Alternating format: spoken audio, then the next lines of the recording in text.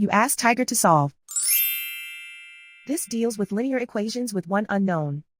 The final result is x equals -45. Let's solve it step by step.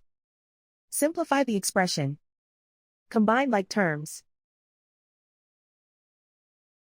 Isolate the x.